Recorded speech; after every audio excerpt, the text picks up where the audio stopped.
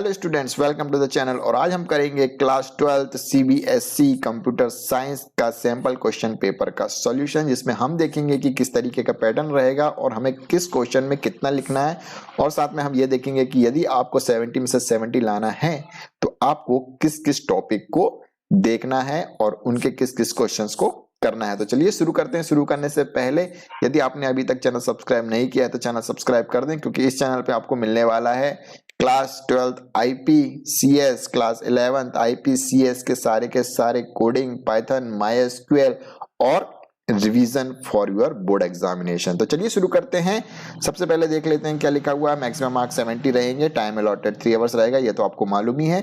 तो general instruction हम फटाक से पढ़ लेते हैं। This question paper contains 2 parts A and B. ठीक है, 2 पार्ट्स रहेंगे, ए और बी, और सारे के सारे क्वेश्चन आपके क्या रहेंगे, compulsory. Both A and B have 2 choices. ठीक है, जो हमारे पार्ट ए और बी है उसमें क्या रहेंगे, चॉइसेस रहेंगे। ओके, थर्ड में क्या लिखा है, पार्ट ए हैज 2 सेक्शन। जो हमारा पार्ट ए रहेगा उसके भी 2 सेक्शन रहेंगे, जिसमें सेक्शन 1 रहेगा शॉर्ट आंसर क्वेश्चन, जिसमें हमको एक लाइन लिखनी पड़ेगी या एक वर्ड में हमारा काम चल जाएगा। लेकिन जो हमारा दूसरा सेक्शन रहेगा पार्ट ए का, उसमें क्या होगा, part 2 has 2 case study question, जिसमें हमारे पास 2 केस स्टडी दी होगी और each case study has 4 case based sub part. ठीक है, जिसमें क्या रहेंगे, 4 मोर पार्ट्स रहेंगे। An examinee has to attempt any 4 out of 5, जिसमें 5 में से हमको कोई 4 को अटेम्प्ट करना रहेगा आप लोगों को। ठीक है, और इसी में आते हैं पार्ट बी, जो हमारा रहेगा डिस्क्रिप्टिव पेपर।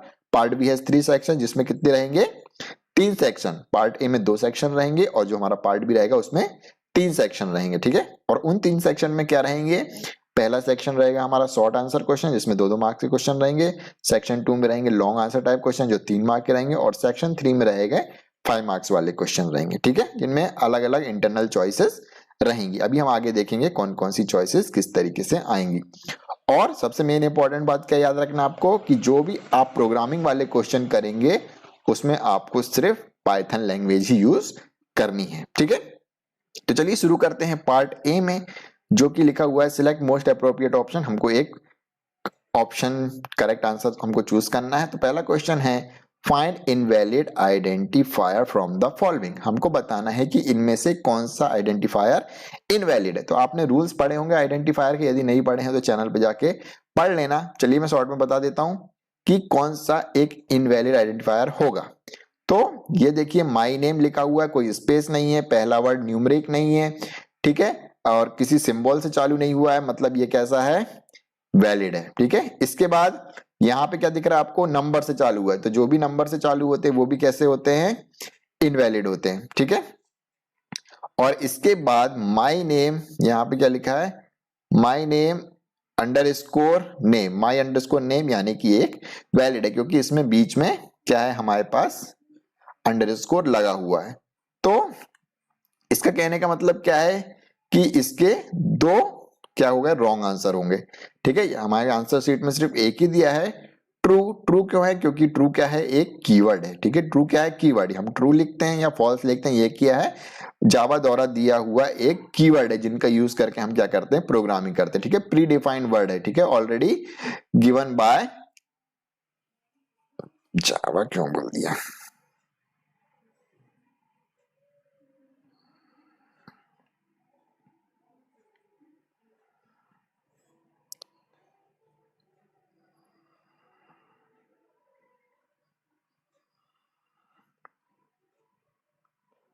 ओके। क्वेश्चन 1 है हमारा, find the invalid identify from the following. हमको इसमें बताना है कि कौन सा आइडेंटिफायर इनवैलिड है। तो ठीक है, इनवैलिड के आपको रूल्स पता होना चाहिए। ठीक है, यदि आपको इनवैलिड के रूल्स नहीं पता है तो ये क्वेश्चन आप नहीं कर पाएंगे। तो इस क्वेश्चन के लिए आपको सारे रूल्स आपको पढ़ना होगा। ठीक है, आप टॉपिक्स पढ़ लीजिएगा, रूल्स फॉर वैलिड आइडेंटिफायर और rules for naming a valid identifier. ठीक है, ये क्वेश्चन कर भी लेंगे तो शायद एग्जाम में चेंज हो क्या जाए। तो अपन कुछ पढ़ लेते हैं, अभी आपको बता देता हूं। जैसे कि ये लिखा हुआ माय नेम। ठीक है, यदि माय नेम, यदि फर्स्ट अल्फाबेट क्या है, हमारा कैरेक्टर है तो वैलिड होता है, स्पेस नहीं है कोई भी बीच में तो वैलिड होता है, यदि नंबर से चालू नहीं हो रहा है तो भी वैलिड होता है, यदि वो कीवर्ड नहीं है तो भी वैलिड होता है। ठीक है, ये कुछ हमारे रूल्स होते हैं।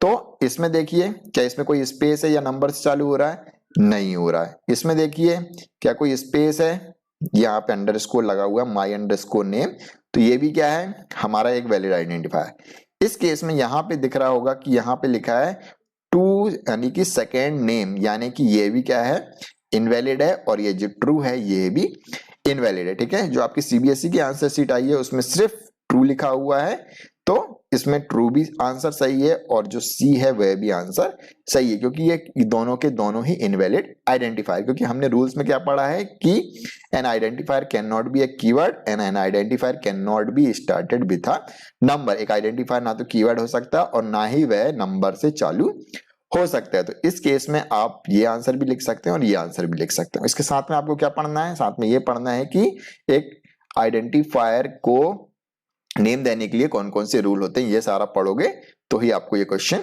बनने वाला है। ठीक है, question number 2, given the list. ठीक है, एक लिस्ट दी हुई है, हमको क्या करना है इसका आउटपुट प्रिंट करना है। Right the output print L 2:5। एक 2:5 क्या लिखा हुआ हमको प्रिंट। ठीक है, प्रिंट स्टेटमेंट में हमको लिखा है ब्रैकेट लगा के L यानी कि जो लिस्ट है उसमें से 2:5। अब इसका आउटपुट क्या आएगा, अब देखो 2:5 का मतलब होता है ये होता है हमारा स्टार्ट, मतलब स्टार्ट कहां से करना है 2 पे, और हमेशा याद रखना कोलन के बाद जो नंबर लिखा रहता है उसके एक पहले इंडेक्स तक की चीजें हमेशा ली जाती है, चाहे वो कहीं भी लिखा हो, यदि कॉलन हो, यदि एंड लिखा हुआ है हमारे पास तो एंड से एक नंबर पहले तक की ही चीज आती है। ठीक है, तो यहाँ पे आउटपुट क्या आएगा, ये हमारे इंडेक्स दिए गए हैं, मतलब 2 से चालू करना है लिस्ट को और 5 के पहले तक की चीजों को प्रिंट करना है। तो 2 कहां पे होगा 1 2 नहीं, हमारा जो इंडेक्स है वो कहां से चालू होता है, हमेशा 0 से चालू होता है। तो ये 0, ये हो गया 1, ये हो गया 2। ठीक है, तो 6 से चालू होगा 2 3 4 और क्या इसके बाद जाएगा नहीं, क्योंकि 5th तो हमारा इंडेक्स 5th तक ही लेना है, तो 5th के पहले तक लेना है, मतलब हमारा क्या आएगा 6 82 और 5। 5th इंडेक्स पे हमारा क्या आ रहा है 7, लेकिन हमको 7 नहीं लेना है। ठीक है, जो भी इंडेक्स एंड इंडेक्स रहेगा उससे एक पहले तक की वैल्यू रहती है, तो हमारा आंसर क्या आएगा 6 82 एंड 5। ठीक है, समझ में आया, ये क्या दिए हुए हैं index, start index and and index. ठीक है, नेक्स्ट आता है right the full form of CSB. हमको क्या बताना है full form of CSB. CSB का फुल फॉर्म होता है कॉमा सेपरेटेड वैल्यूज। ठीक है, कॉमा सेपरेटेड वैल्यूज आपने पढ़ी हुई, ऐसी जो सीट जिसमें हम क्या करते हैं वैल्यूज को कॉमा लगा के स्टोर करते हुए क्या कहलाती है कॉमा सेपरेटेड वैल्यूज। ठीक है, CSB. Next question number 4, identify the valid arithmetic operators in Python. ठीक है, अब अरिथमेटिक ऑपरेटर्स कौन से होते हैं। ठीक है, ये क्या हुआ हमारे पास क्वेश्चन मार्क, ये भी हमारा अरिथमेटिक ऑपरेटर्स नहीं है। ये लेस देन, ये कौन सा है रिलेशनल ऑपरेटर। ये कौन सा है एंड और नॉट। ठीक है, ये हमारे हो गए कौन से ऑपरेटर्स होते हैं एंड और नॉट वाले, ये लॉजिकल ऑपरेटर्स। और यहाँ पे जो हमारा ये डबल स्टार है यही है हमारा अरिथमेटिक ऑपरेटर। और डबल स्टार का काम क्या है पावर। ठीक है, जब भी हमको किसी चीज की पावर निकालनी रहती है तो हम कौन सा अरिथमेटिक ऑपरेटर लगाते हैं डबल स्टार। ठीक है, जो भी मैथमेटिकल्स वाले रहते हैं, मैथमेटिकल ऑपरेशन करने के लिए जो भी हमें ऑपरेटर्स लगते हैं वो किसके अंतर्गत आते हैं हमारे अरिथमेटिक ऑपरेटर्स। ठीक है, आ गया होगा होप समझ में। तो ये हो गया हमारा अरिथमेटिक ऑपरेटर्स। इसके अलावा plus minus addition division subtraction ये सारे क्या हो गए अरिथमेटिक ऑपरेटर। इसके अलावा इसमें greater than less than greater than equal to less than equal to ये सारे क्या हो गए हमारे रिलेशनल ऑपरेटर। इसके बाद एंड और नॉट ये सब कौन से हो गए लॉजिकल। ठीक है, और ये क्वेश्चन मार्क भी किसी चीज के अंदर आता है, ये भी हमारा इसी के अंदर आता है।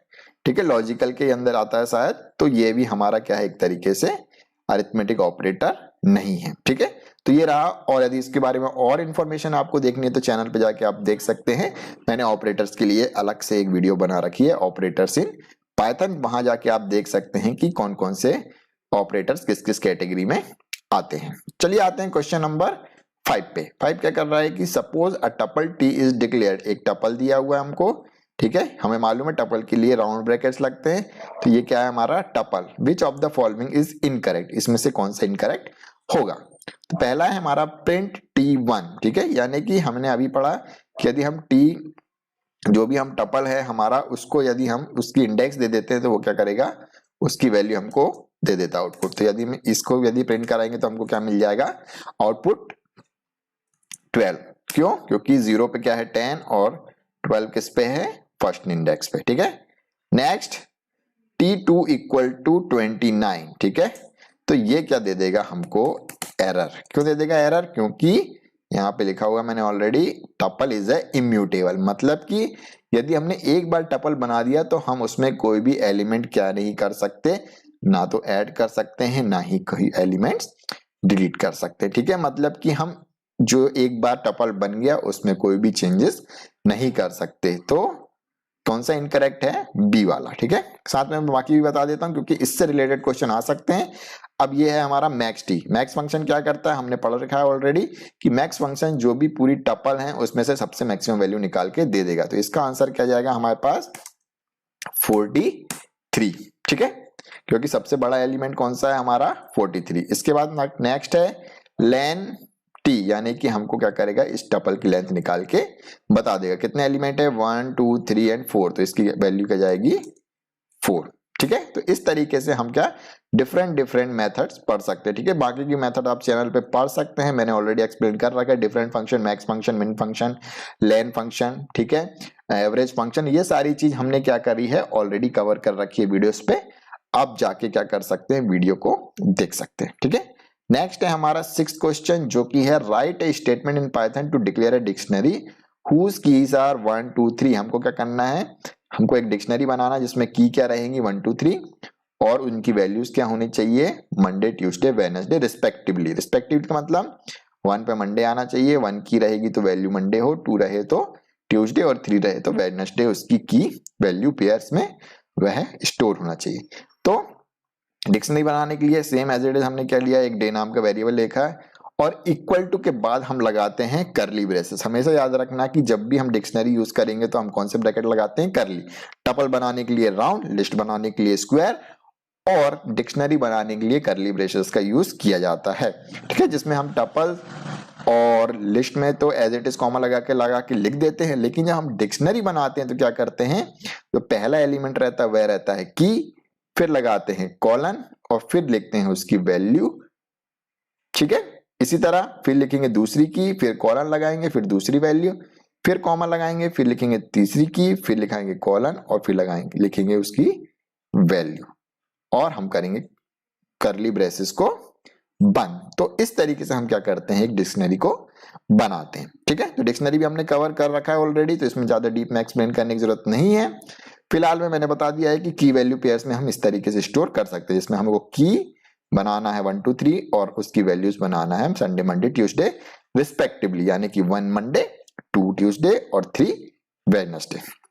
नेक्स्ट देखो सेम क्वेश्चन आ गया। मैंने बोला कि सारे फंक्शन याद करना है, एज इट इज आपको पूरे के पूरे फंक्शन लगाते आना चाहिए। यदि यहाँ पे सम दिया है तो जरूरी नहीं है सैंपल पेपर में सम दिया है तो सम ही आए, इसकी जगह एवरेज पूछ सकता है, मिन पूछ सकता है, ठीक है। तो वह सारे फंक्शन आपको बिल्कुल रट लेना है, क्योंकि ये तो सैंपल दिया है उसने। यदि यहाँ पे सम लिखा है तो क्या पता एग्जाम में मैक्स फंक्शन पूछ ले, मिन फंक्शन पूछ ले, ठीक है। तो हम देखते हैं अ टपल इज डिक्लेयर्ड, कि एक टपल डिक्लेयर किया गया है, उसमें से क्या पूछ रहा है, what will be the value of sum t, कि यदि हम सम टी को प्रिंट करेंगे तो क्या आएगी वैल्यू। तो मैंने ऑलरेडी बताया है कि जब भी हम सम टी लिखते हैं तो क्या होता है, वो जितने भी एलिमेंट्स है उसको क्या कर देता है, प्लस कर देगा। यदि हम इसको प्लस करेंगे 2 + 5 7 7 + 6 + 9 + 8, तो इन सब का क्या सम आएगा, सम आ जाएगा हमारे पास 30, ठीक है। तो यही हमको क्या करता है, सम निकाल के दे देता है। यहीं पे यदि एवरेज होता तो क्या होता, एवरेज होता तो क्या होता, वो हमको एवरेज निकाल के दे देता। मैक्स होता क्या होता, तो क्या कर देता, वो मैक्सिमम वैल्यू निकाल के देता। मिन होता तो क्या होता, वो मिनिमम वैल्यू निकाल के दे देता। तो इस तरीके से क्या हो सकता है, कोई भी क्वेश्चन आ सकता है, ठीक है। और लेन होता तो क्या होता, वो उसकी लेंथ निकाल के दे देता, जो हमने ऑलरेडी कर रखा है। 1 2 3 4 5 क्या आ जाती है, उसकी वैल्यू 5 आ जाती, ठीक है। चलिए आ जाते हैं क्वेश्चन नंबर 8 पे। Name the built in mathematical function और method that is used to return an absolute value of a number. एक absolute value of a number हमको बतानी है कि उसकी एब्सोल्यूट वैल्यू क्या आएगी। तो हम कौन सा फंक्शन यूज करते हैं मैथमेटिक्स में, जो कि होता है ABS। हम कौन सा फंक्शन यूज करेंगे, ABS, ठीक है। नाम से ही समझ लो ABS यानी कि एब्सोल्यूट। हम मैक्सिमम फंक्शन जो रहते हैं हमारे, उनके नाम से ही चलते हैं। तो ये हो गया हमारा ABS फंक्शन, जो क्या करता है, एब्सोल्यूट वैल्यू निकाल के देता है किसी भी नंबर की, ठीक है। नेक्स्ट 9th क्वेश्चन है, name the protocol that is used to send mails, ठीक है। मेल सेंड करने के लिए हमारे पास आता है SMTP प्रोटोकॉल। आप यहाँ पे SMTP भी लिख सकते हैं या फिर इसका फुल फॉर्म भी लिखें, बेहतर होगा। SMT के साथ क्या करें, आप इसका फुल फॉर्म भी लिखें। फुल फॉर्म क्या होता है? Simple mail transfer protocol. क्या होता है? Simple mail transfer protocol. ठीक है।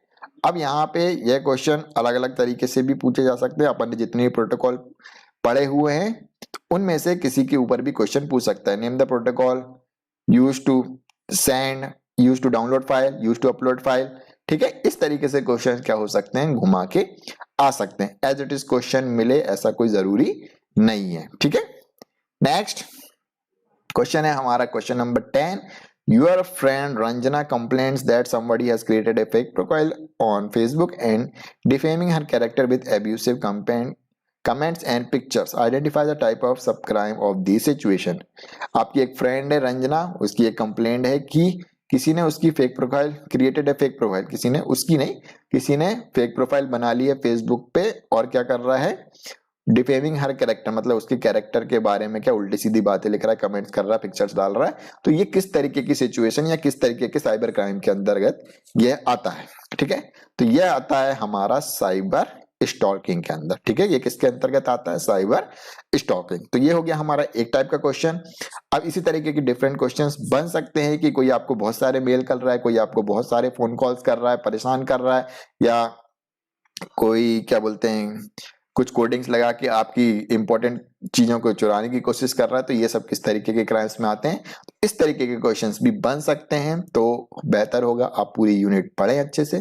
ठीक है। नेक्स्ट आते हैं हमारा in SQL name the clause that is used to display tuples in ascending order. यदि हमारे टपल्स यानी कि यदि रो हैं उनको हम बढ़ते क्रम में जमाना चाहते हैं तो कौन सा एट्रीब्यूट यूज करते हैं? वैसे तो बाय डिफॉल्ट वो बढ़ते क्रम में ही रहते हैं, और इन केस नहीं जमे होंगे तो क्या करेंगे, हम ऑर्डर बाय क्लॉज लगाएंगे। अब ऑर्डर बाय कैसे लगाते हैं? Select star from student where, select star from student order by roll number. क्या होगा, हमने लिखा ऑर्डर बाय रोल नंबर, तो सारे के सारे ऑर्डर बाय रोल नंबर से जम जाएंगे। मतलब पहला रोल नंबर 1 सबसे पहले आएगा और जो सबसे बड़ा रोल नंबर है वो सबसे लास्ट में आएगा। ठीक है। ये तो हो गया पहला टाइप। अब इन केस की यहाँ पे आ गया डिसेंडिंग ऑर्डर। अब क्या करोगे, क्या करना पड़ेगा हमको?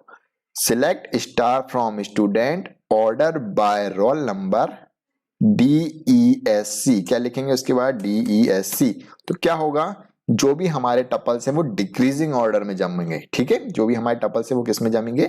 डिक्रीजिंग ऑर्डर में। तो जरूरी नहीं है असेंडिंग आए आपकी एग्जाम में, डिसेंडिंग भी आ सकता है। तो डिसेंडिंग के लिए क्या करना हमको? Order by roll number, name, class जो भी लिखना है वो लिखेंगे एट्रीब्यूट, और उसके बाद लिखेंगे DESC यानी कि डिक्रीजिंग ऑर्डर के लिए लिखा जाता है। ठीक है। आप SQL वाली वीडियोस देख सकते हैं मेरी, उसमें एक्सप्लेन किया है मैंने सेलेक्ट कमांड के अंतर्गत, प्लेलिस्ट में आपको मिल जाएगी। In SQL which is the use of null operator. ठीक है। अब SQL में हम नल क्यों यूज करते हैं? नल हम वहां यूज करते हैं जिसकी वैल्यू हमारी मिसिंग रहती है या जिसकी कोई वैल्यू ही नहीं रहती है। ठीक है। तो वहां हम क्या करते हैं, नल वैल्यू को यूज करते हैं। ठीक है। और चेक करने के लिए भी कि यदि कोई किसी कॉलम या किसी रो में हमारी वैल्यूज नहीं है तो हम नल ऑपरेटर के थ्रू उसको चेक करा सकते हैं कि कहां की वैल्यू मिसिंग है। क्या करेंगे? Select star from table where name is equal to, where name is null. ठीक है। What is the use of is null? ठीक है। इज नल ही दिया हुआ उन्हें। क्या करेंगे, जब भी हमें नल वैल्यू चेक करानी रहेगी। ठीक है। और नल वैल्यू रहती कहाँ है वैसे? जहां पे हम कुछ भी नहीं देते हैं, जहां की वैल्यू ही नहीं पता, जहां की वैल्यू मिसिंग रहती है, वहां क्या आ जाता है, अपने आप नल आ जाता है। ठीक है। तो यदि हम लिखते हैं हमारी क्वेरी में select star from student where name is null, तो वह सारी हमारे को रोज आ जाती है जिनका नाम ही नहीं था या नाम वाली प्लेस में खाली छूटा हुआ है। ठीक है। तो ये हो गया हमारा इज नल का। ठीक है। और इज नल पढ़ा है तो इज नॉट नल का भी क्वेश्चन आ सकता है कि इज नॉट नल क्या होता है। तो इज नॉट नल में क्या होगा, वह सारी वैल्यूज आएंगी जो नल नहीं है, जिनमें नल नहीं है वह वैल्यू आ जाएंगी। मतलब कि यदि उनमें से कोई भी ऐसा डेटा है जिसमें नल है तो वह डेटा नहीं आएगा। नॉट नल वाले में सिर्फ वही वैल्यू आएंगी जिनमें सारी की सारी वैल्यूज फिल्ड रहेंगी। ठीक है। अब आते हैं right any one aggregate function used in MS SQL में एक एग्रीगेट फंक्शन हम जो यूज करते हैं उसके बारे में आपको लिखना है, उसके बारे में नहीं एक लिखना है। तो यहाँ पे बहुत सारे बता दिए हैं मैंने, सम, एवरेज, काउंट, मैक्स, मिन, ये सब क्या है हमारे एग्रीगेट फंक्शन है। अब इनको एग्रीगेट फंक्शन क्यों बोलते हैं, ऐसा भी क्वेश्चन आ सकता है क्योंकि ये मोर देन वन रोज पे लगते हैं। ठीक है, सम है हमारा तो पूरे के पूरे कॉलम्स का सम आता है, एवरेज है तो पूरे के पूरे कॉलम्स में जितनी भी रोज होंगी सबका सम आता है, काउंट आते हैं तो सबको काउंट करेगा, मैक्स है तो सब में से मैक्सिमम निकालेगा, मिन है तो सब में से मिनिमम वैल्यू निकालेगा। तो ये क्या हो रहा है, एग्रीगेट, जो मतलब मोर देन वन रोज या कॉलम पे लगते हैं, ये क्या होते हैं, एग्रीगेट फंक्शन होते हैं। ठीक है, और उन्हीं के बारे में लिखना था एक, तो कोई भी आप एक भी लिख देते तो आपको एक नंबर मिल जाता।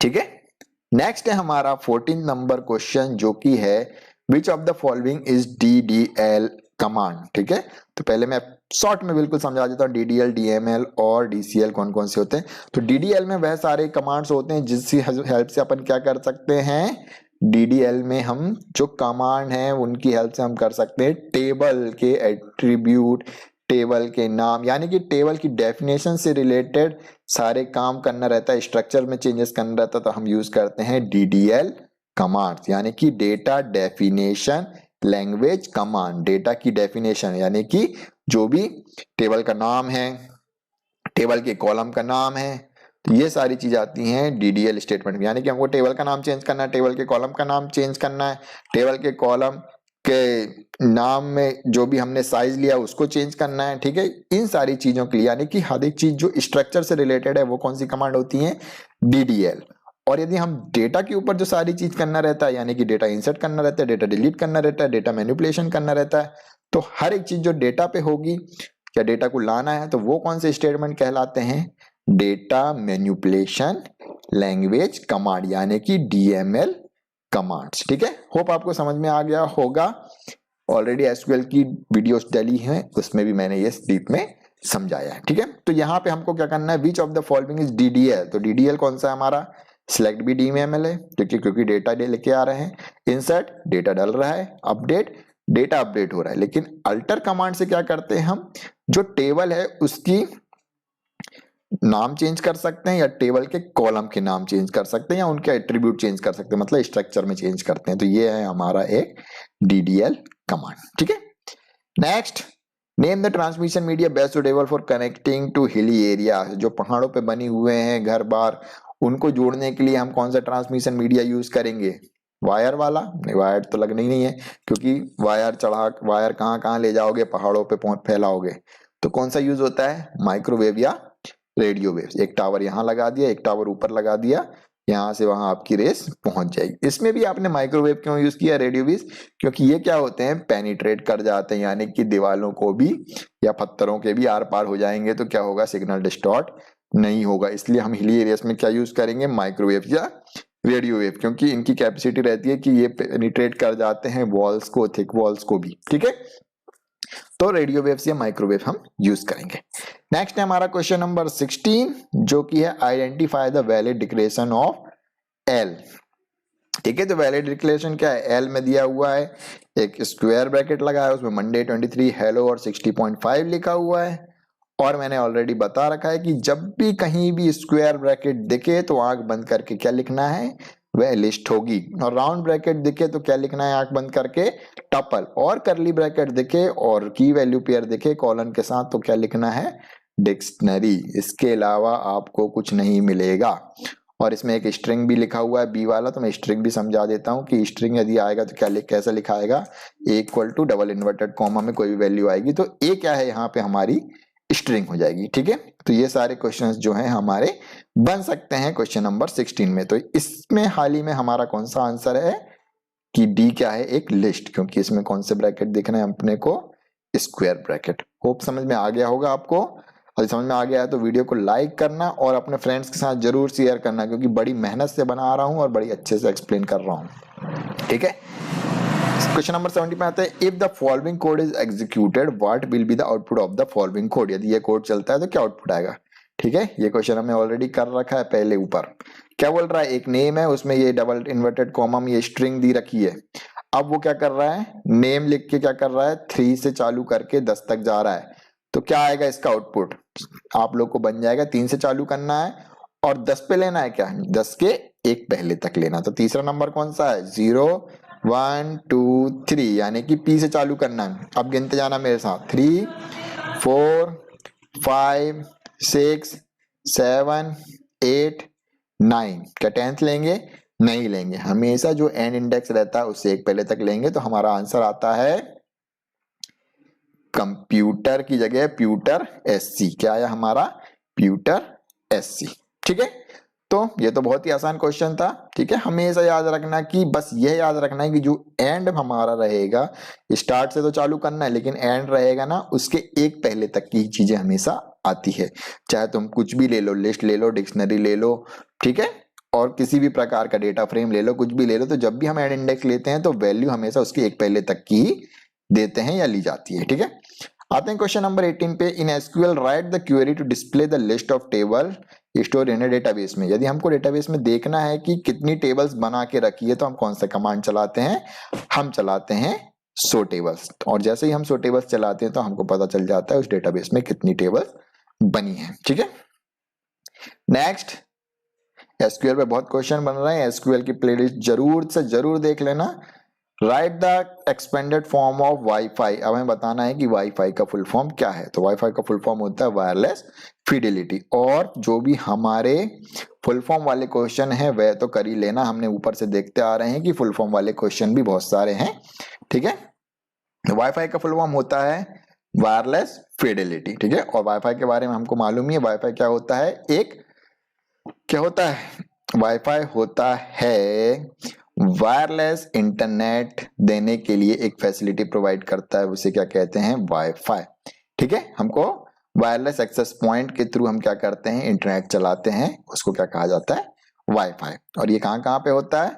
सब जगह होता है, रेलवे स्टेशन, बस स्टैंड, ठीक है, हमारे स्कूल कैंपस, इन सारी जगह पे तो वाईफाई के बारे में भी आ सकता है, इसलिए मैंने एक छोटी सी जानकारी आपको दे दी है। Which of the types of table constraint will be prevent the entry of duplicate rows? ठीक है, तो कंस्ट्रेंट वाला हमने टॉपिक पढ़ा है, तो कौन सा ऐसा कंस्ट्रेंट हम एक कॉलम पे लगा सकते हैं कि उसमें एक जैसे दो वैल्यू नहीं आए? तो इसका आंसर होगा प्राइमरी की और होगा यूनिक भी। ठीक है, कंस्ट्रेंट यूनिक कंस्ट्रेंट भी होता है। यूनिक कंस्ट्रेंट भी यदि हम किस पे लगा देते हैं? टेबल पे लगा देते हैं, तो क्या होता है? टेबल कंस्ट्रेंट, सॉरी क्या लिखा हुआ है, ध्यान से पढ़ो, टेबल कंस्ट्रेंट। तो टेबल का कौन सी टेबल पे एक ही कंस्ट्रेंट लगता है? वो है हमारा प्राइमरी की। ठीक है, हम टेबल पे कौन सा कंस्ट्रेंट लगाते हैं? प्राइमरी की कंस्ट्रेंट लगा देते हैं, तो ना तो उसकी वैल्यू डुप्लीकेट होगी, ना ही उसकी वैल्यू नल होगी। तो हम क्या यूज करेंगे? प्राइमरी की कंस्ट्रेंट। ठीक है, हम यूनिक भी लगा सकते हैं, यूनिक भी सेम काम करता है।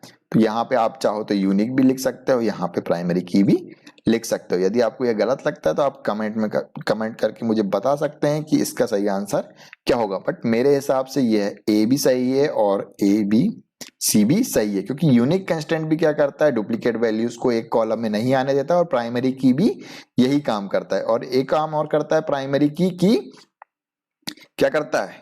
कि वह नल वैल्यू भी एक्सेप्ट नहीं करता, यानी कि प्राइमरी की वाले कॉलम को हम खाली नहीं छोड़ सकते। ठीक है, बाकी भी समझा दूं तो हमारा आता है डिस्टिंक्ट। डिस्टिंक्ट का काम क्या होता था? डिस्टिंक्ट वैल्यू जब भी हम सिलेक्ट कमांड चलाते थे तो डुप्लीकेट डेटा आने नहीं देता था। मतलब दो लोगों का नाम अजय का डेटा दो बार यदि हमारे टेबल में स्टोर है तो उसका डेटा एक ही बार आएगा। ठीक है, तो यदि हम डिस्टिंक्ट वैल्यू लाएंगे, डिस्टिंक्ट लिख के उस कॉलम का नाम लिखेंगे, तो वह कॉलम यदि रिपीटेड वैल्यू होंगी तो वह रिपीटेड वैल्यू एक ही बार आती है। ठीक है, और नल का तो हमने अभी पढ़ा ही था कि जिसमें कुछ भी वैल्यू नहीं होती वो क्या करेगा?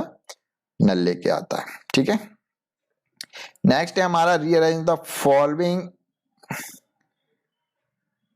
Following terms in increasing order of data transfer. हमको बताना है कि डेटा ट्रांसफर रेट मतलब सबसे कम किसका है से बढ़ते हुए सबसे ज्यादा डेटा ट्रांसफर रेट कौन सा होता है, उसमें हमको बताना है। तो सबसे पहला बीपीएस यानी कि बाइट पर सेकेंड, फिर किलोबाइट पर सेकेंड, फिर मेगाबाइट, गीगाबाइट, टेराबाइट, एक्साबाइट, जो भी थे वो सब आगे। ठीक है, तो आपको तो ये मालूम ही होगा, बचपन से पढ़ते आ रहे हैं कि जीबी बड़ा होता है कि एमबी बड़ा होता है कि बाइट बड़ा होता है कि किलोबाइट बड़ा होता है।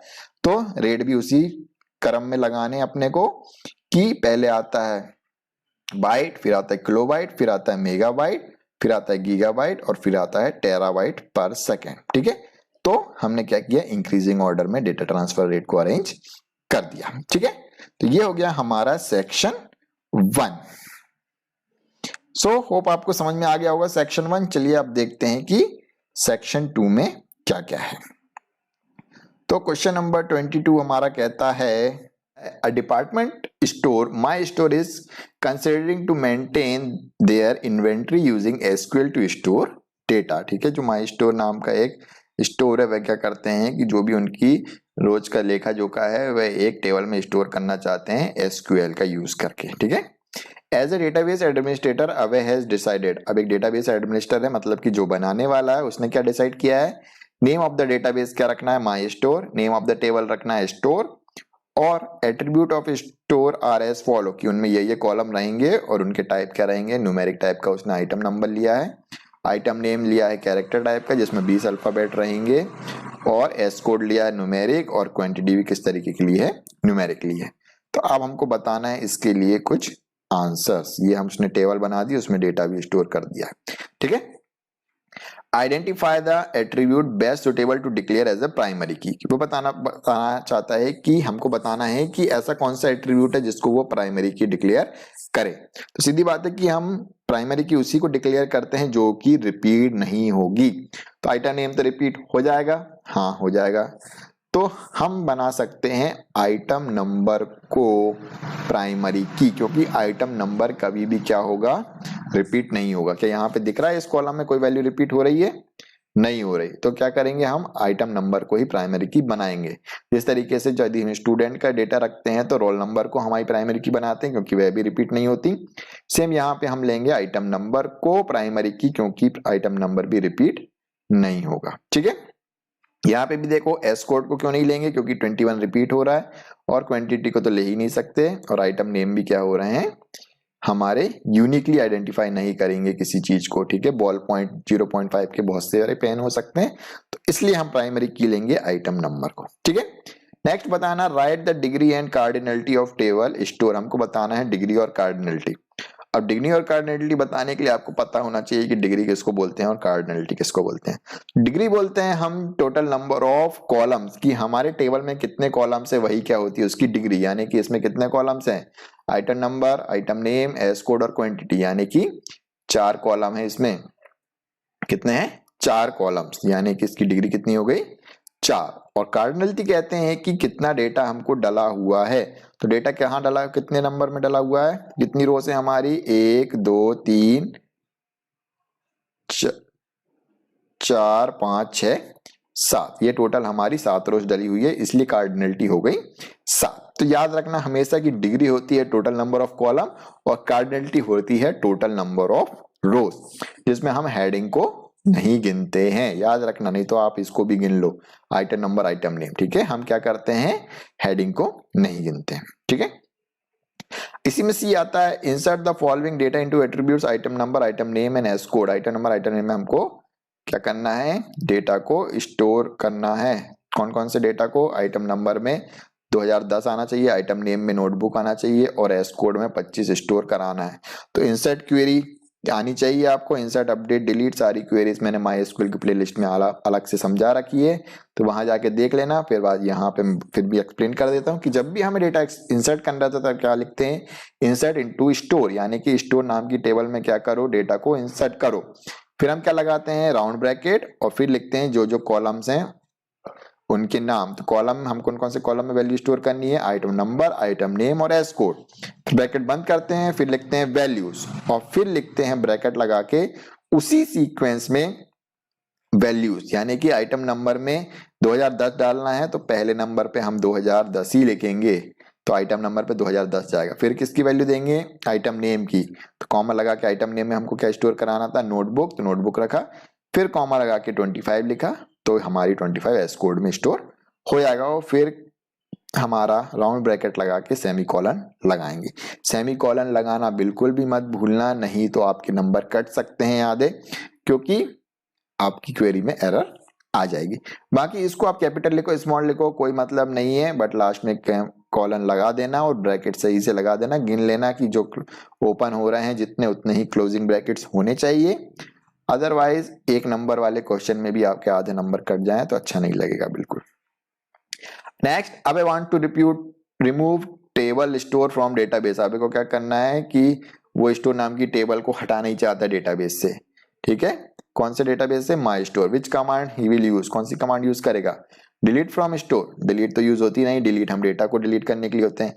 ड्रॉप टेबल स्टोर, हमेशा याद रखना ड्रॉप कमांड ही है जो क्या करता है, टेबल पूरी की पूरी हटा देता है या तो डेटाबेस पूरा का पूरा हटा देता है। ड्रॉप मतलब कांच की चीज थी, नीचे गिरी मतलब गई, दोबारा नहीं मिलने वाली, ठीक है। तो ड्रॉप मतलब पूरा एक साथ जाएगा, डेटाबेस भी जाएगा। ड्रॉप लगाओगे तो टेबल भी पूरी की पूरी उड़ेगी और ड्रॉप लगाओगे तो डेटाबेस भी पूरा का पूरा उड़ेगा। डिलीट से तो थोड़ा बहुत बच भी जाता, मतलब कि सिंगल रो डिलीट करनी है तो हम डिलीट लगाते हैं और एक से ज्यादा करनी होगी तो भी हम डिलीट से कर सकते हैं कंडीशन लगा के। लेकिन यदि ड्रॉप लगा दी टेबल या डेटाबेस में तो कुछ नहीं बचेगा, ठीक है, हमें इसे याद रखना। तो ड्रॉप टेबल स्टोर लिखेंगे तो पूरी की पूरी जो हमारी टेबल है वह डिलीट हो जाएगी। Next, now I want to display the structure of table store. यदि उसको टेबल का स्ट्रक्चर उसको डिस्प्ले करना है। अब स्ट्रक्चर क्या होता है? उसको स्ट्रक्चर मतलब कि उसमें कितने कॉलम्स हैं, कॉलम्स में क्या क्या कंस्ट्रेंट लगे हुए हैं, क्या प्राइमरी की बनी हुई है, डिफॉल्ट वैल्यू क्या है, ये सारी चीज, यानी कि पूरा का पूरा स्ट्रक्चर ढांचा देखना है टेबल का, बिना डेटा नहीं देखना। क्या देखना है? ढांचा। ढांचा देखने के लिए हम कौन सा कमांड स्टोर यूज करते हैं? हम कमांड यूज करते हैं डिस्क्राइब। क्या लिखेंगे? डिस्क्राइब लिख के टेबल का नाम लिख देते हैं तो हमको उसका पूरा स्ट्रक्चर पता चल जाता है। और डिस्क्राइब यही नहीं लिख रहे हो तो क्या लिख सकते हैं? DESC। DESC लिख के भी हम टेबल का नाम लिख देंगे तो भी हमको वह डेटा मिल जाएगा, यानी कि उसका स्ट्रक्चर, सॉरी डेटा मिल जाएगा बोल रहा हूं, हमको उसका पूरा स्ट्रक्चर पता चल जाएगा टेबल में कि कितने कॉलम्स हैं, कितने एट्रीब्यूट्स लगे हुए हैं, उनकी क्या वैल्यूज हैं, उनमें क्या कंस्ट्रेंट लगे हैं, कौन सी की लगी है, ये सारी चीज हमको मिल जाएगी, ठीक है। नेक्स्ट आते हैं क्वेश्चन नंबर 23 पे। Ranjan Kumar of class 12 is writing program to create CSV file user.csv। एक रंजन कुमार नाम का बंदा है, क्लास 12 में पढ़ता है। वह क्या करता है? एक प्रोग्राम लिखता है CSV फाइल बनाने के लिए user.csv which will contain user name and password for some entry. जिसमें क्या लिखे हुए हैं? यूजर नेम और पासवर्ड लिखे हुए हैं, कुछ एंट्रीज दी हुई हैं। He has written the following code, उसने ये कोड लिखा हुआ है नीचे। As a programmer help him to successfully execute the given task. आप एक प्रोग्रामर हो तो आपको बताना है कि उसका कोड चलाने के लिए फिलिंग द ब्लैंक्स बना दिए हैं एग्जाम वालों ने। आपको इन फिलिंग द ब्लैंक्स को भरना और बताना है कि एक सक्सेसफुल कोड चलाने के लिए क्या क्या आएगा उस फिलिंग द ब्लैंक्स में। क्या लिखा हुआ है? Import blank. यहाँ पे इंपोर्ट के बाद यहाँ पे क्या दिया था उनने? ब्लैंक, ठीक है। तो क्या आएगा यहाँ पे? सबसे पहली चीज तो जब भी हमें CSV से रिलेटेड काम करना रहता है तो हम क्या करते हैं? CSV जो हमारी क्लास है उसको क्या करते हैं? इंपोर्ट कर लेते हैं, जो भी हमारा ये है। तो हम क्या लिखेंगे? Import CSV। हम जो CSV मॉड्यूल है उसको क्या कर लेंगे? इंपोर्ट, ठीक है। फिर एज इट इज, यहाँ पे कुछ भी नहीं था। फिर इस लाइन में फिर से एक ब्लैंक आया था, क्या करना था उसको? fopen user.csv। अब आते हैं हम नीचे, यहाँ पे क्वेश्चंस पे। उसने क्वेश्चंस पूछे हैं, उनके आंसर देने अपने को, ठीक है। Name the module he should import in line 1। Line 1 में कौन सा मॉड्यूल उसको इंपोर्ट करना चाहिए? क्या होना चाहिए? CSV, ठीक है। CSV से रिलेटेड काम कर रहे हैं तो हम कौन सा मॉड्यूल इंपोर्ट करेंगे? CSV। In which mode Ranjan should open the file to add data into file. यदि उसको फाइल में डेटा ऐड करना है और ऐड करना है तो किस मोड में ओपन करेगा? तो रीड, राइट, अपेंड, ठीक है, ये मोड होते हैं। रीड में तो वो पढ़ सकता है, राइट में क्या होगा? शुरू से लिख देगा, और अपेंड में क्या होगा कि open file to add data. पहले फाइल ओपन करेगा और फिर जहां तक लिखा है वहां तक तो रहेगा, उसके बाद वह डेटा ऐड हो जाएगा। तो किस मोड में ऐड करना चाहिए उसको? ऐड डेटा करने के लिए अपेंड मोड में, ठीक है। A for append, A for add, याद रखना हमेशा कि जब हमें ऑलरेडी एग्जिस्टिंग डेटा में और डेटा ऐड करना रहता तो हम अपेंड मोड में खोलेंगे हमेशा, ठीक है। Next, fill in the blanks in line 3 to read the data from CSV file. अब डेटा को रीड करने के लिए कौन सी लाइन लगती है? रीडर। हम क्या यूज करते हैं? रीडर फंक्शन का, ठीक है। यहाँ पे क्या लिखेंगे? CSV डॉट रीडर लिखेंगे तो हम क्या करेगा? वह हमारा चल जाएगा। नेक्स्ट, इसके बाद क्या क्वेश्चन है हमारा? Filling the blanks in line 4 to close the file. File को क्लोज करने के लिए कौन सा फंक्शन है? क्लोज फंक्शन है। सीधी सी बात है, याद रखना, रीड करने के लिए रीडर फंक्शन और क्लोज करने के लिए क्लोज फंक्शन। रीडर है नाम, याद रखना, रीड मत लिख के आ जाना, ठीक है, रीडर फंक्शन। आते हैं क्वेश्चन नंबर ई पे। Right the output he will obtain while executing line 5। क्या आउटपुट आएगा लास्ट लाइन एग्जीक्यूट होने पे? ये आएगा, ठीक है। ये लास्ट लाइन पे लिखा था, यहाँ गलत लिख दिया, ये लाइन 5 हमारी यहाँ पे है, ठीक है। तो लास्ट लाइन क्या है? CSV read file. या रीड फाइल करेगा तो क्या होगा, जो भी डेटा उसमें लिखा होगा वह क्या होगा, पूरा का पूरा वह आउटपुट बता देगा, ठीक है। तो ये हमारी रीड फाइल चल रही, ये ऐड करी थी हमने CSV में। देखो कोड में क्या किया हमने, ये 3 लाइन क्या करी, ऐड। तो वो CSV फाइल में ये 3 लाइन आ गई और फिर उसको क्या कर दिया हमने, रीड CSV फाइल। तो जो भी CSV फाइल में है वह सारी की सारी चीज आ जाएंगी। तो हमने ये चीज डाली थी, अर्जुन, और उसका ये ID पासवर्ड, ये उसका ID पासवर्ड और ये उसका ID पासवर्ड, और वही चीज हमको प्रिंट हो गई, ठीक है। नेक्स्ट आते हैं पार्ट बी, जो कि है 2 सेक्शन वाला, 3 सेक्शन का, जिसमें सेक्शन 1 है हमारा 2-2 नंबर वाला। तो ये हमारा इवेल्यूएट द फॉलोइंग एक्सप्रेशन। तो इसको एवेल्यूएट करने पे क्या आएगा, ये हमको बताना है। तो इसको एवेल्यूएट करने पे आएगा 13, ठीक है। ये किस तरीके से एग्जीक्यूट होता है, इसके लिए आपको पढ़ना पड़ेगा ऑपरेटर प्रेसिडेंस। यदि मैं एक क्वेश्चन बता भी दूंगा तो कोई मतलब नहीं है आपका यहाँ पे समझने का, बस हमें अभी के लिए याद रख लो कि हम ऑपरेटर प्रेसिडेंस का यूज करते हैं, यानी कि पहले मल्टीप्लाई होगा कि पहले डिवाइड होगा कि माइनस होगा, ये हमें आना चाहिए, उसके बाद ही हम इस क्वेश्चन को सॉल्व कर सकते हैं, ठीक है। तो यहाँ इस केस में कितना आ रहा है, 13, ठीक है। तो सबसे ज्यादा हमारे पास किसका प्रेसिडेंस रहता है, पावर का रहता है। फिर हम ये चलाएंगे, फिर मल्टीप्लाई, ठीक है, बहुत मॉस रूल पढ़ा होगा सबने। तो उस तरीके से क्या होगा, हम उसको एग्जीक्यूट करेंगे और हमको क्या मिलेगा, 13। सेम हमारे रिलेशनल ऑपरेटर के केस में भी क्या होता है, रिलेशनल बोल रहा हूँ, लॉजिकल ऑपरेटर और रिलेशनल ऑपरेटर कंबाइन है। तो इसमें क्या होगा, पहले रिलेशनल ऑपरेटर का ज्यादा प्रेफरेंस रहता है। तो जितने भी ये हमारे ग्रेटर देन लेस देन वाले हैं हम उनको सॉल्व करेंगे, और फिर एंड और नॉट में भी जिनका प्रेसिडेंस ज्यादा रहता है उनको पहले सॉल्व करेंगे और बाद में बाकी को सॉल्व करेंगे। और यदि हम उनको सॉल्व करेंगे तो आंसर आएगा फॉल्स, ठीक है। ये हमारे कोडिंग वाले हैं, इनके लिए अपन एक अलग से सेपरेट वीडियो बनाएंगे जिसमें हर तरीके के क्वेश्चन अपन सॉल्व करेंगे हमारे ऑपरेटर्स वाले, ठीक है। अभी के लिए इसको कर देते हैं बाय बाय, क्वेश्चन नंबर 24 को। इसके लिए आपको ऑपरेटर प्रेसिडेंस पढ़ना पड़ेगा, ठीक है। Next 25, difference between virus and worm in concept of networking and data communication threads. उन्होंने बता दिया है पहले से कि भैया नेटवर्किंग के ही केस में बताना, नहीं तो वायरस के बारे में तुम कोरोना वायरस के बारे में एक पैराग्राफ लिखाओ, ठीक है।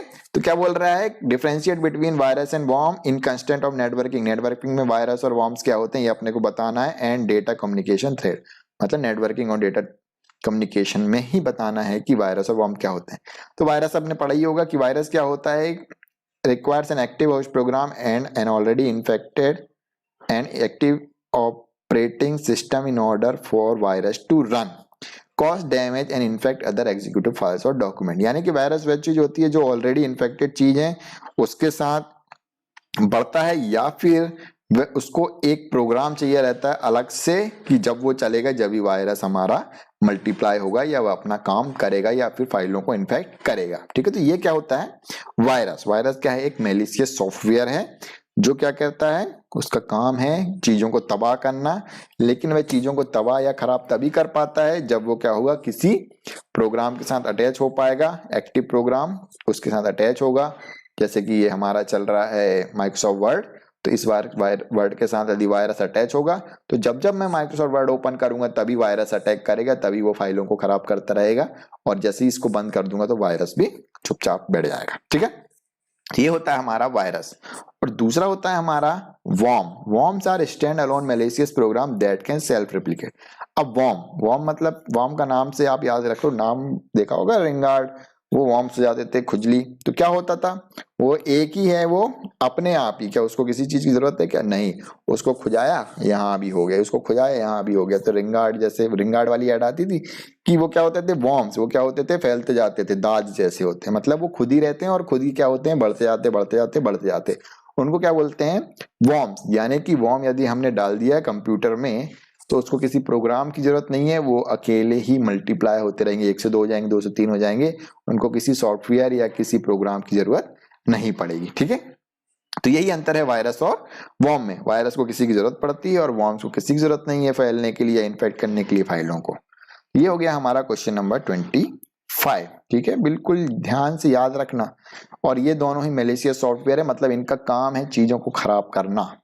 नेक्स्ट है हमारा differentiate between web server and web browser, right any two popular web browser. ठीक है, बस वेब ब्राउजर के बारे में पूछा था मैंने, वेब सर्वर का भी एग्जांपल दे दिया। चलो, हो पा सकता है एग्जाम में। Differentiate between web server and web browser. अब पहले पढ़ लेते हैं वेब ब्राउजर क्या होता है। ठीक है, a web browser is a software application for accessing information on world wide web. When a user requests a web page from a particular website, a web browser retrieves the necessary content from a web server and then display the page on a user device. यानी कि कहने का मतलब ये है कि web server या एक वेब ब्राउजर क्या है, एक ऐसा सॉफ्टवेयर है जो क्या काम करता है, वेब पेजेस को डिस्प्ले करने का काम करता है। और वेब पेजेस कहाँ से आते हैं, जब भी यूजर रिक्वेस्ट करता है तो वेब पेजेस सर्वर से जो भी वेब पेजेस आते हैं उसको यूजर इंटरफेस के जरिए यूजर को दिखाने का काम किसका रहता है, वेब ब्राउजर पे। यानी कि हमारा गूगल क्रोम है जिसपे हम लिखते हैं www.google.com, जैसे ही इंटर मारते हैं तो वेब सर्वर के पास रिक्वेस्ट जाती है और वहां से जो भी हमारे पास पेज आता है उसको डिस्प्ले का काम कौन करता है, वेब ब्राउजर। ऐसा सॉफ्टवेयर जो क्या करता है, कोई भी वेब की इंफॉर्मेशन उसको डिस्प्ले या एक्सेस करके हमको दिखाने के लिए करता है, वह जो सॉफ्टवेयर रहता है वह कौन सा कहलाता है, वेब ब्राउजर। ठीक है, और पॉपुलर वेब ब्राउजर के नाम आपको पता ही है, Google Chrome, Mozilla Firefox, Internet Explorer, जिन पे हम इंटरनेट चलाते हैं वह सब क्या कहलाते हैं, वेब ब्राउजर्स। ठीक है, कोई एप्लीकेशन का नाम मत लिखाना, नहीं तो तुम लिखाओ कि यूट्यूब वेब ब्राउजर नहीं है। ठीक है, वेब ब्राउजर क्या होते हैं, ओपेरा मिनी, गूगल क्रोम, जिनकी हेल्प से हम वेबसाइट्स चलाते हैं वह क्या कहलाते हैं, वेब ब्राउजर। अब नेक्स्ट है हमारा वेब सर्वर। अब वेब सर्वर क्या है, अब हम दुनिया में जितनी भी वेबसाइट बनाते हैं ना वह सारी क्या होती है, कहाँ पे रखी रहती हैं, एक वेब सर्वर पे। मतलब कि वहां पे सारे पेजेस हमने स्टोर करके रख दिए हैं, वहां पे अपलोड कर दिए। अब जब भी हम वेबसाइट पे लिखते हैं www.facebook.com, फेसबुक का एग्जाम्पल इसलिए दे रहा हूँ क्योंकि मालूम है तुम फेसबुक ही चलाते हो सब लोग, तो facebook.com लिखा तो जैसे ही इंटर किया तो रिक्वेस्ट किस पे जाती है, वेब सर्वर पे। वहीं जो है हमारा फेसबुक का पेज स्टोर रहता है और फिर वहां से हमारे पास डेटा आता है, तो उसको क्या बोलते हैं, वेब सर्वर। ठीक है, जो भी हमारे कंप्यूटर की वेबसाइट है जहां पे रखी रहती है वह क्या कहलाती है, web server. A web server is a computer that runs website. The basic objective of web server is to store, process and deliver web pages.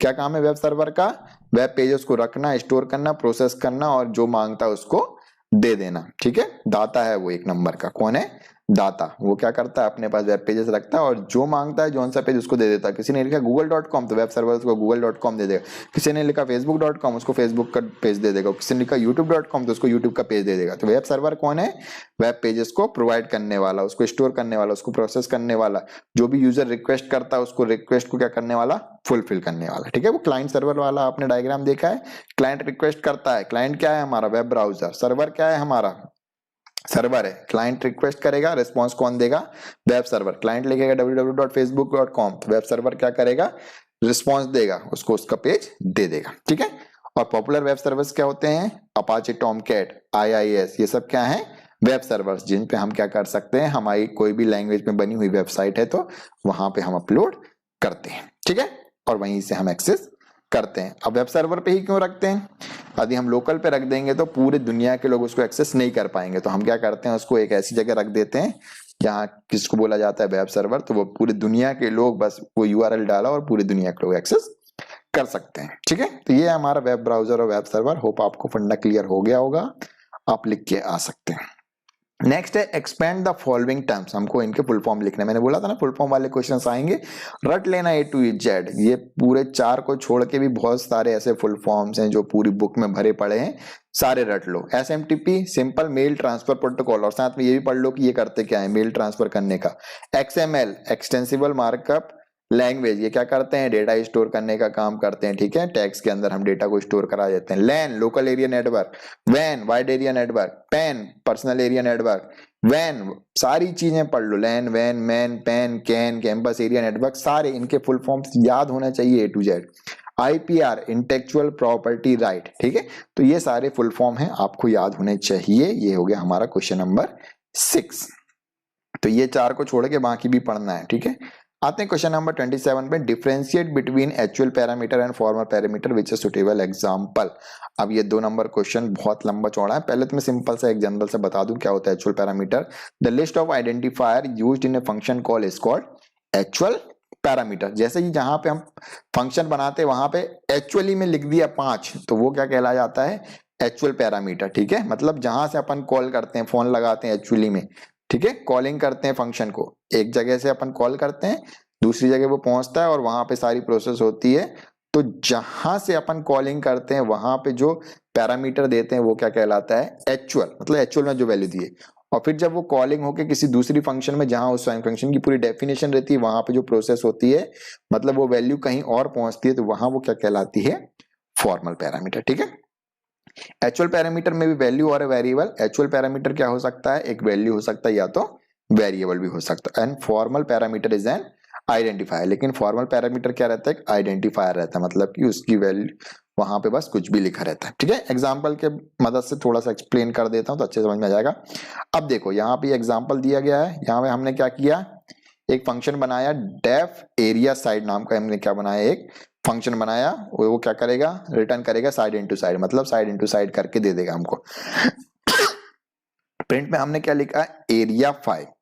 अब जैसे ही ये एरिया 5 चलेगा, हमने इसमें क्या लिखा है, ये एक्चुअल पैरामीटर 5 दिया हुआ है। ठीक है, अब यहां पे हमने एक्चुअली 5 दे दिया।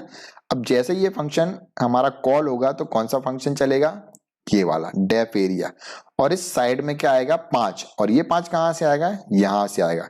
तो एक्चुअली में क्या दिया हमने, यहाँ 5, और पहुंचेगा कब, जब यहाँ साइड में पहुंचेगा। तो साइड यहाँ पे हो गया फॉर्मल पैरामीटर, और यहाँ पे 5 हो गया हमारा एक्चुअल। जो हम एक्चुअल वैल्यू देते हैं वो हमारा कहलाता है एक्चुअल पैरामीटर। Got it. तो ये यहाँ पे नीचे की लाइंस में लिखा हुआ है, आप पढ़ लेना, हिंदी में लिख दिया है मैंने, हिंदी में एक्सप्लेन कर ही दिया है।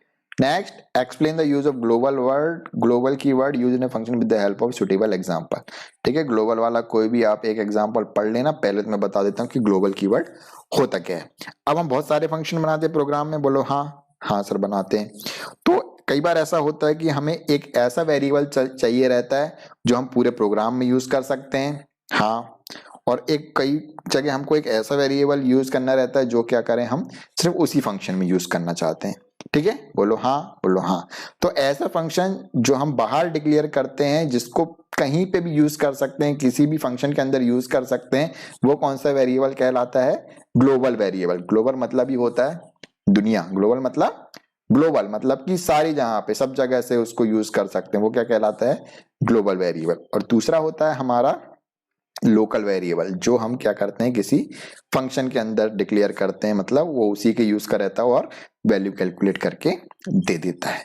ठीक है, यही हमारे होते हैं ग्लोबल और लोकल। ठीक है, तो यहाँ पे ये एक प्रोग्राम बना रखा है, क्या लिखा है, एग्जाम्पल c = 10, हमने क्या बना रखा है, ग्लोबल वेरिएबल। ठीक है, c बाहर लिखा हुआ है, क्या किसी फंक्शन के अंदर लिखा हुआ है, नहीं, तो ये क्या हो गया यहाँ पे, ग्लोबल वेरिएबल। ठीक है, और यहाँ पे हमने क्या कर दिया, C++2 को क्या कर दिया, ये क्या कर दिया, प्रिंट कर दिया। तो यहाँ पे ये जो हमने वेरिएबल डिक्लेयर किया c = 10, ये क्या कहलाता है, ग्लोबल वेरिएबल। ठीक है, अब आते हैं हम नेक्स्ट पे।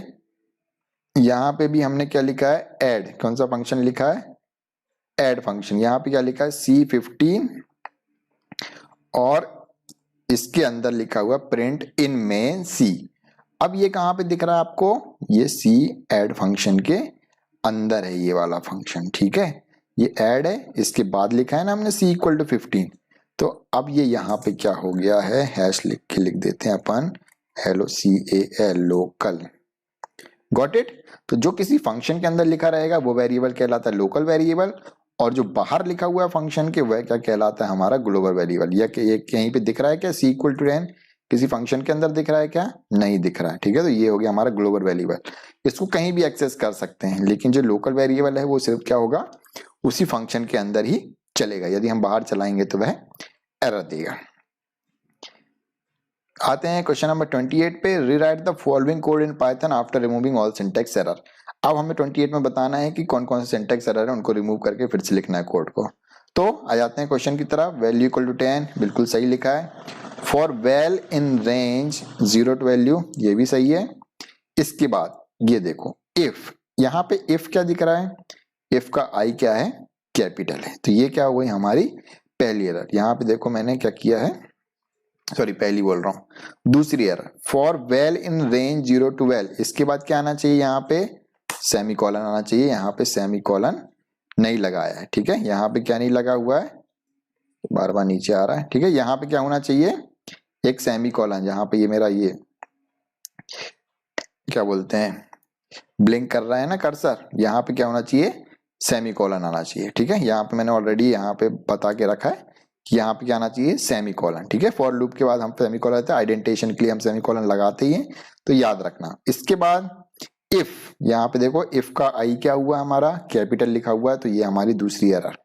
तीसरी एरर क्या है हमारी, एल्स इफ लिख रखा है। एल्स इफ नाम की कोई चीज नहीं होती है पाइथन में, क्या होती है, एलिफ। इसमें भी एल्स इफ भी यदि सही है तो ई क्या है, यहाँ पे कैपिटल लिख रखा है, तो ये भी इसमें गड़बड़ है। यहाँ पे इसके बाद, यहाँ एल्स के बाद इसने क्या नहीं लगाया है, फिर से यहाँ पे कॉलन नहीं लगा है। तो ये 4 एरर है इस प्रोग्राम के अंदर, ठीक है। तो इसी तरीके से आपको कोई दूसरा कोड आ सकता है और कुछ दूसरी एरर्स आ सकती है, तो आप ध्यान से बिल्कुल देखना कि कहाँ पे क्या गड़बड़ है। नेक्स्ट आते हैं क्वेश्चन नंबर 29 पे, what is the possible outputs, इनके क्या क्या आउटपुट्स होंगे ये हमको बताना है on the screen at the time of execution of program of the following code. जब ये चलेगा तो हमें बताना है कि क्या इसका आउटपुट आएगा। Also specify the maximum value that can be assign to each variable lower and upper, हमको बताना है कि लोअर और अपर में कितनी मैक्सिमम वैल्यू हम स्टोर करा सकते हैं, असाइन होंगी। तो इसका कुछ आउटपुट इस तरीके से, इस प्रोग्राम को अपन अलग से चला के देखेंगे और इसका आउटपुट देखेंगे। अभी के लिए इसका आउटपुट आ रहा है 30, 40, 50, और मैक्सिमम वैल्यू जो लोअर है उसमें लोअर फंक्शन है, लोअर वेरिएबल है उसमें 3 आएगी, और जो मैक्सिमम वैल्यू आएगी अपर में वो कितनी आएगी हमारी, 4 आएगी, ठीक है। तो ये हो गया हमारा क्वेश्चन नंबर 29। अब आती है एक definition, what do you understand by candidate की इन अ टेबल। मैंने ऑलरेडी एक्सप्लेन किए रखा है कि क्या होती है कैंडिडेट की। कैंडिडेट की is the key which can be used as a primary key, और ऐसी की जिसको हम प्राइमरी की तरह यूज कर सकते हैं वह कौन सी कहलाती है, कैंडिडेट की। कैंडिडेट की is a attribute in a table which can B used as primary key but we have not made it primary key, ऐसी की जिसको हम प्राइमरी की तरह यूज कर सकते हैं लेकिन हमने उसको प्राइमरी की नहीं बनाया, तो वो कौन सी की कहलाती है, कैंडिडेट की। एंड कैंडिडेट की कैन बी मोर देन 1, एक से ज्यादा भी कोई भी कैंडिडेट की हो सकती। एग्जाम्पल के लिए यदि हमारी टेबल है स्टूडेंट नाम की, उसमें रोल नंबर है एक कॉलम जिसको हमने प्राइमरी की बना दिया, और एक कॉलम है आधार कार्ड नंबर, तो आधार कार्ड नंबर को हम क्या बोल सकते हैं, कैंडिडेट की, क्योंकि उससे भी हम डेटा को यूनिकली आइडेंटिफाई कर सकते हैं। Give suitable example of candidate from a table containing some meaningful data, ठीक है। कुछ सुटेबल एग्जांपल बताने हैं। Tuple weekly all attributes are known as candidate key, ठीक है। तो ये 2 नंबर का क्वेश्चन था, तो एक सुटेबल एग्जांपल लेके आप बता सकते हैं, जो मैंने अभी बताया कि एक टेबल है उसमें एक रोल नंबर नाम का कॉलम है और एक आधार नंबर नाम का कॉलम है, तो रोल नंबर हमारा हो जाएगा प्राइमरी की और जो आधार कार्ड नंबर हो जाएगा हमारा हो जाएगा कैंडिडेट की। नेक्स्ट है हमारा differentiate between fetch 1 and fetch all. नाम से ही समझ में आ रहा है क्या लिखा है, फैच, फैच मतलब होता है लाना, इसके बाद क्या लिखा है 1, और यहाँ क्या लिखा है फैच ऑल। यदि हमको ऐसी क्वेरी जिसमें एक ही रो आती है रिजल्ट में, तो वो कौन सा फंक्शन कहलाता है, फैच 1। क्या लिखा है, पहले फैच ऑल लिखा, ठीक है। Fetch all fetches all the row of a query result, क्या करता है, सारी की सारी रो लेके आ जाता है एक रिजल्ट की, कौन, fetch all. An empty list is return if there is no record to the fetch the cursor. यदि कोई भी डेटा नहीं है तो क्या आ जाएगा हमारे पास, एम्प्टी लिस्ट है, सीधी बात है। यदि कुछ है ही नहीं तो क्या आएगा, एम्प्टी लिस्ट। और नेक्स्ट है हमारा फैच 1, नाम से ही समझ में आ रहा है फैच 1 मेथड रिटर्न्स 1 रो और 1 रिकॉर्ड, सिंगल रिकॉर्ड एट ए टाइम, यानी कि एक बार में सिर्फ एक ही रिकॉर्ड लेके आएगा, कौन, फैच 1। तो नाम से ही समझ में आ रहा है फैच ऑल क्या करता है, सारी की सारी रो ले आता है, और फैच 1 क्या करता है, एक बार में एक ही रिकॉर्ड लेके आता है। और नहीं होगा तो क्या लिखा आएगा, it will return none if no more rows और रिकॉर्ड्स आर अवेलेबल, और लाते जाएगा। तो यदि रिकॉर्ड्स नहीं होंगे रिकॉर्ड तो क्या जाएगा, नन रिटर्न आ जाएगा, ठीक है। और उसमें यदि नहीं रहेंगे तो क्या रिकॉर्ड आएगा, एम्प्टी लिस्ट आएगा, ठीक है। क्योंकि उसमें बहुत सारा डेटा आ रहा है तो एम्प्टी लिस्ट आएगा, इसमें एक ही आ रहा है तो क्या आ जाएगा, नन आएगा, ठीक है। अगेन फिर से फुल फॉर्म आ गया, right the full form of DDL DML, ठीक है। और तो इनके फुल फॉर्म आप याद कर लेना, मैंने बोला है कि सारे जितने भी पूरी बुक है छान मारना कि कहाँ कहाँ फुल फॉर्म है, किसके क्या फुल फॉर्म है, अलग से लिख लेना, ठीक है। मैं आपको लिस्ट दूंगा, एक अलग से वीडियो बनाऊंगा। अच्छा एक काम करते हैं जिसमें मैं पूरे के पूरे शॉर्ट फॉर्म्स और फुल फॉर्म्स आपको रटवा दूंगा। चलिए शुरू करते हैं। DDL डेटा डेफिनेशन लैंग्वेज और DML होता है data manipulation language. Right any two commands of DML। DML की मैंने बताया था डेटा मैनिपुलेशन के लिए इंसर्ट, अपडेट, डिलीट, ये सब क्या है डेटा मैनिपुलेशन लैंग्वेज से, और सिलेक्ट, ठीक है, वो सब क्या है डेटा को मैनिपुलेट करते हैं। नेक्स्ट है find and right the output of the following. इसका आउटपुट बताना है, बहुत लेंथी कोड है। इसका आउटपुट आ रहा है फन एंड पाइथन, ठीक है। इसको हम देखेंगे हमारे डिटेल वाले वीडियो में, तो अभी तक के लिए इसको आप देख लीजिए कि इसका आउटपुट आएगा फन NPY पाइथन। कुछ अपर केस और लोअर केस वाला कोड लगा है कि कुछ वैल्यूज अपर हो जाएंगी कुछ लोअर हो जाएंगी, ठीक है। तो एक एक अल्फाबेट छोड़ के या दो दो अल्फाबेट छोड़ के, ये देखो पहला वर्ड कैपिटल, फिर दो वर्ड स्मॉल, फिर दो वर्ड स्मॉल, फिर दो वर्ड कैपिटल, फिर सारे के सारे कैपिटल। इस तरीके से ये कुछ कोड चला है। तो अपर और लोअर का फंक्शन लगाया, तो अपर और लोअर हमको मिल रहा है। फिर से एक क्वेश्चन आया है, question number 34। Right a function else if tar in Python which accept list AR on numbers and n in numeric value by which all element of the list are shifted to left। Sample data हमको ऐसी एक array बनानी है और output कैसी लाने हैं, ऐसा लेके आना है कि जो हमारे डेटा है वो एक तरफ जम जाए इस तरीके से, ठीक है। By which all the element of the list are shifted to the left, ठीक है, लेफ्ट में शिफ्ट हो जाए सारे के सारे। तो इस तरीके से हमको कुछ डेटा लिखना है, इसको भी हम देखेंगे हमारे डिटेल वाले वीडियो में। अभी के लिए आप प्रिंट स्क्रीन लेके इसको लिख लीजिए अलग से। नेक्स्ट है write a function in Python that counts the number of me and my words represented in A text of story.txt, ठीक है। मी और माई वर्ड्स को हमको क्या करना है, काउंट करना है। उसके लिए हमको क्या करना है, एक फंक्शन लिखना है। तो ये रहा हमारा प्रोग्राम, इसका भी आप प्रिंट स्क्रीन ले लो, इसका एक्सप्लेनेशन हम बाद में करेंगे, वीडियो बहुत लेंथी हो रहा है। Same right a function am count in python which should read each character of a text file story which count and display occurrence of alphabet a and m। हमको बताना है एक फाइल में कितने a और कितने m है, उनको रीड करने के लिए हमको एक प्रोग्राम लिखना है। तो ये रहा हमारा प्रोग्राम, इसको भी हम डिटेल में देखेंगे क्योंकि ये एक एक प्रोग्राम ही 10-10 मिनट का बनने वाला है। इसमें एक एक चीज समझानी पड़ेगी, इसलिए मैं यहाँ पे नहीं बनाऊंगा, नहीं तो ये 2 घंटे की वीडियो हो जाएगी। Next 36 write the output of SQL queries first to third based on the relation teacher and posting given below, ठीक है। हमको 2 टेबल दिए हो, उसके बेसिस पे हमको क्या करना है, रिजल्ट बताना। चलिए ये क्वेश्चन करते हैं, बहुत जल्दी होने वाला, ठीक है। ये हमारे पास 2 टेबल दी गई है, टेबल टीचर और एक दी गई टेबल पोस्टिंग। अब इसके बारे में हमको क्या बताना है, इस command select department count star from teacher group by department, ठीक है। हमने क्या किया, सिलेक्ट डिपार्टमेंट और काउंट करा है कि टीचर टेबल में कितने हैं, उनके डिपार्टमेंट के हिसाब से जमाया है, ठीक है। देखो क्या किया, काउंट किया, डिपार्टमेंट लेके आ रहा है और क्या काउंट किया, उनका टोटल। क्या किया, सिलेक्ट डिपार्टमेंट, क्या करो डिपार्टमेंट सिलेक्ट करो सारे के सारे टीचर का, एंड काउंट स्टार यानी कि साथ में क्या करो, दूसरे कॉलम में काउंट स्टार करो, मतलब कि सारे के सारे को काउंट करो।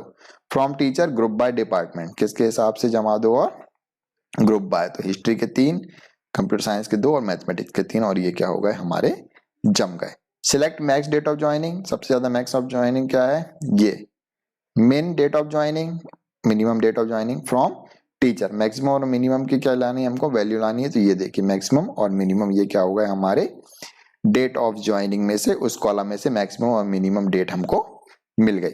Select teacher dot name, teacher dot department, posting dot place from teacher, posting where teacher dot department equal to teacher posting to department and posting place Delhi.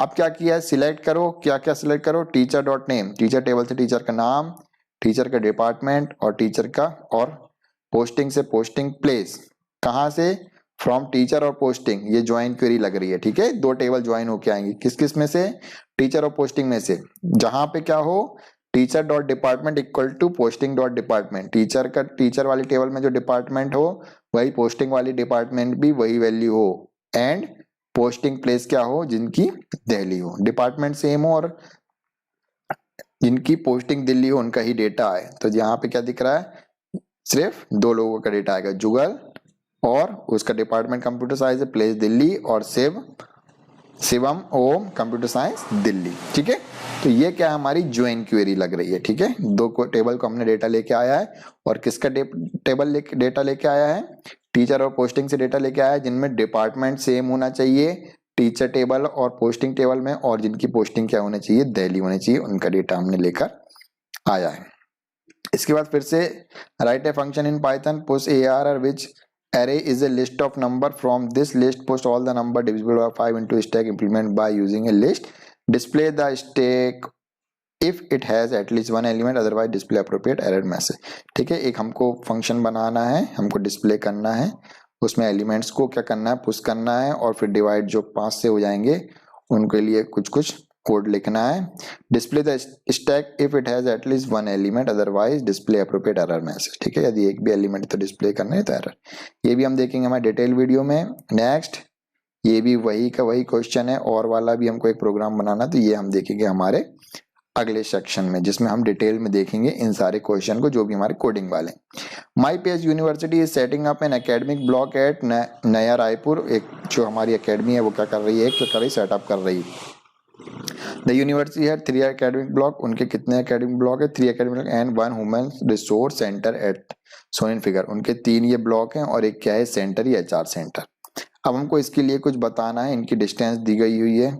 ठीक है, law book to business block, यहाँ से block, यहाँ से block, इन सब की क्या हुई, हमको डिस्टेंस दी गई हुई है। ठीक है, और नंबर ऑफ कंप्यूटर बता रखे हैं कि हर एक ब्लॉक में कितने कितने कंप्यूटर्स हैं। तो पहला क्वेश्चन है, suggest the most suitable place to install the server of the university. अब जो मेन सर्वर है वो किस बिल्डिंग में रखना चाहिए। ठीक है, तो हमेशा याद रखना मेन सर्वर हम वहीं रखते हैं, यहाँ पे सबसे ज्यादा नंबर ऑफ कंप्यूटर्स हो, तो हम किस में रखेंगे, HR सेंटर में। ठीक है, तो हमारा जो सर्वर रहेगा वो किस बिल्डिंग में रहेगा, एक क्वेश्चन में हमको बताना है कि कहाँ हम सर्वर रखेंगे। तो सर्वर हम हमेशा रखेंगे HR सेंटर। क्यों HR सेंटर में रखा, क्योंकि वहीं पे सबसे ज्यादा हमारे कंप्यूटर्स हैं। ठीक है, क्वेश्चन नंबर 2 हमारा कहता है, suggest an ideal layout for connecting this block centre for a virus connectivity. हमको बताना है कि किस तरीके से जोड़ेंगे।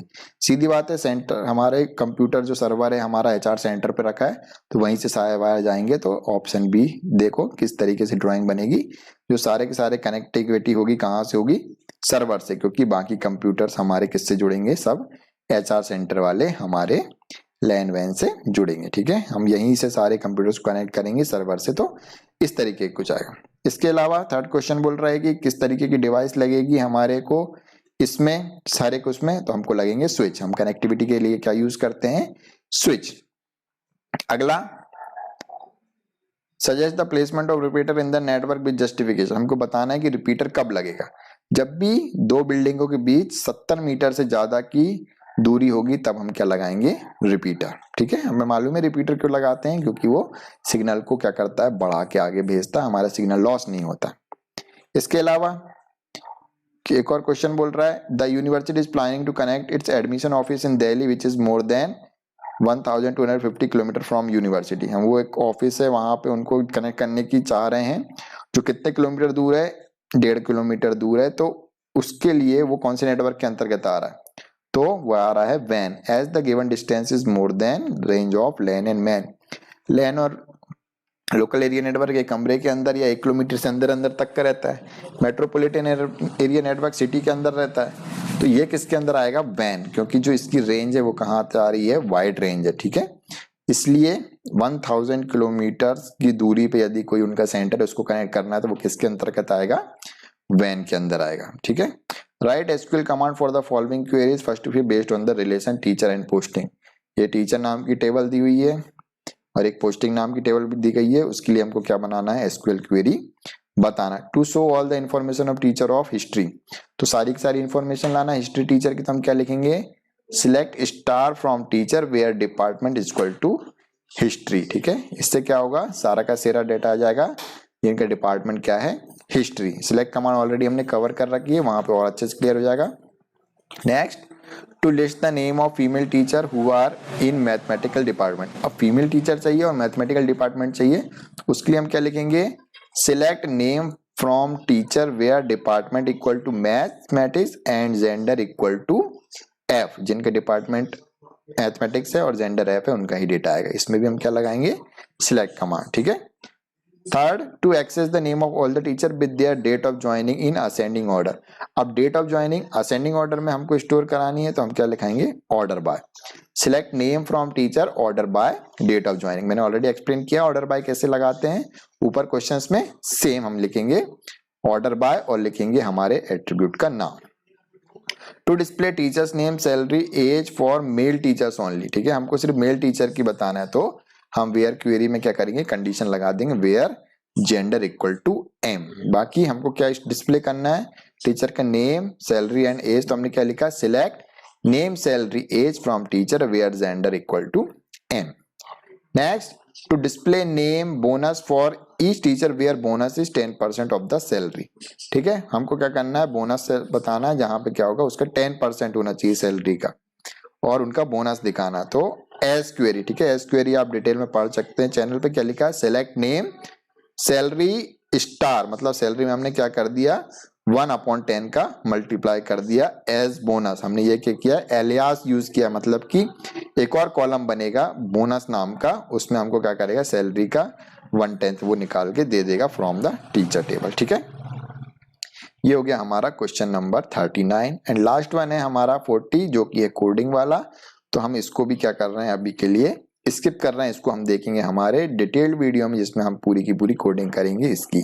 होप आपको ये वीडियो अच्छा लगा होगा, यदि वीडियो पसंद आया है तो वीडियो को जरूर से जरूर लाइक करें और चैनल सब्सक्राइब नहीं किया तो चैनल सब्सक्राइब कर दें, क्योंकि इस चैनल पे आपको मिलने वाला है क्लास 12 IPCS के सारा रिवीजन। तो अपने फ्रेंड्स के साथ शेयर करें और इसका PDF चाहिए तो आप मुझे कमेंट में लिख के बता सकते हैं। तो नेक्स्ट वीडियो तक के लिए good bye and take care.